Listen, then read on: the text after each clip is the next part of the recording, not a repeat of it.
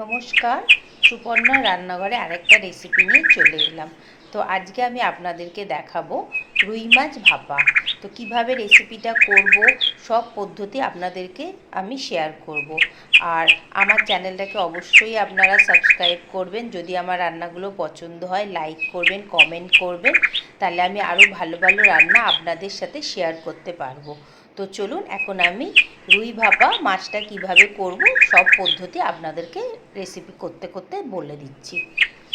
ভাপা রুই মাছ করার জন্য আমি 4 পিস রুই মাছ নিয়ে নিয়েছি। রুই মাছটাকে এখন নুন হলুদ দিয়ে কিছুক্ষণ মাখিয়ে রেখে দেবো। আগে একটুখানি নুন দিয়ে দিলাম, তারপরে হলুদটা দিয়ে দেবো, দিয়ে মাছগুলোকে এখন ভালো করে মাখিয়ে নেবো 2 পিস করে। এটাকে 10 থেকে 15 মিনিট এখন আমি এইভাবে রেখে নেব। রুই মাছ ভাপার জন্য একটা মশলা আগে আমি বানিয়ে নিই। তার জন্য আমি 1 চামচ সর্ষে দিলাম, একটু হলুদ সর্ষে দিয়ে দিলাম, আর 1 চামচ পোস্ত দিয়ে দেবো, আর 3টে কাঁচা লঙ্কা এর মধ্যে দিয়ে দিলাম, আর অল্প একটুখানি সর্ষের তেল দেবো,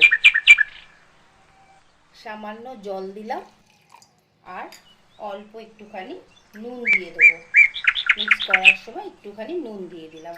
এবার এটাকে একদম স্মুথ পেস্ট বানাবো। একটা স্মুথ পেস্ট বানিয়ে নিয়েছি সর্ষে পোস্ত কাঁচা লঙ্কা দিয়ে। এবার আমরা মাছটা রেডি করবো ভাপা করার জন্যে। টাইট কন্টেনার নিয়ে নিয়েছি, তার মধ্যে পেস্টটা আমি পুরোটা ঢেলে দিলাম। এবার আমি পেস্টটার মধ্যে মাছগুলোকে দিয়ে দিচ্ছি। প্রত্যেকটা মাছ আগে দিয়ে দেবো, এরমভাবে একটু এপাট ওপাট করে দেবো। একটুখানি সর্ষের তেল দিয়ে দিলাম, আর 4টে কাঁচা লঙ্কা দিয়ে দিলাম। আর নুনটা দিলাম না, কারণ যখন পেস্টটা বানিয়েছিলাম তখন নুন দিয়েছিলাম, আর মাছ ভাজাতেও নুন দিয়েছিলাম। এবার একদম বক্সটাকে আমি টাইট করে বন্ধ করব। এখানে আপনারা টিফিন বক্সও ব্যবহার করতে পারেন। একটা কড়া নিয়ে নিয়েছি, আর এরকম একটা টিফিন বক্সে ঢাকনা দিয়ে দিয়েছি। আপনাদের কাছে রিং থাকলে আপনারা দিয়ে দেবেন। এবার আমি এখন অল্প আগে একটু জল দিলাম, দিয়ে এই কন্টেনারটা এর ওপরে বসিয়ে দেবো। এর ওপরে বসিয়ে দিলাম, দিয়ে অল্প অল্প একটু জল দিয়ে দেবো, যাতে বাটিটাকে জাস্ট টাচ করে, তার থেকে বেশি জল দেবো না। এবার এটা একদম স্লো ফ্লেমে আমি করব, 20 মিনিট ধরে এটা হবে। আমি এখন একটা এর ওপরে ঢাকনা দিয়ে দিলাম। 20 মিনিট ধরে একদম আমি সিম করে দিয়েছি গ্যাসটাকে। 20 মিনিট বাদে দেখবো মাছটাকে।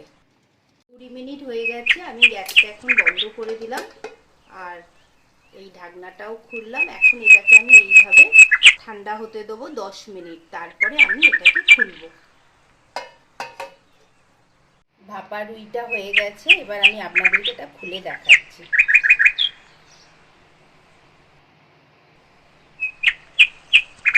দেখতে তো সুন্দর হয়েছে, সর্ষের খুব ভালো গন্ধ বেরোচ্ছে, সর্ষের তেলেরও একটা গন্ধ বেরোচ্ছে, খুব ভালো হয়েছে। অবশ্যই আপনারা একবার এটা বাড়িতে ট্রাই করবেন।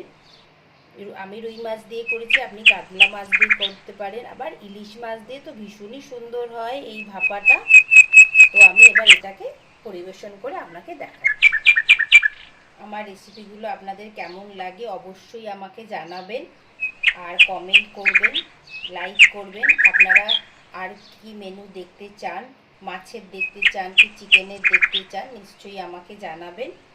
আর প্লিজ আমার চ্যানেলটাকে সাবস্ক্রাইব করবেন, ভিডিওগুলো স্কিপ করবেন না, দেখবেন। এটা ভাত দিয়ে খাওয়া যায়, পোলাও দিয়েও খাওয়া যায়। আপনাদের কেমন লাগলো অবশ্যই আমাকে পুরো ভিডিওটা দেখবেন, দেখে জানাবেন। তো আবার আরেকটা নতুন রেসিপি নিয়ে খুব শিগগিরই আমি আসবো। টাটা।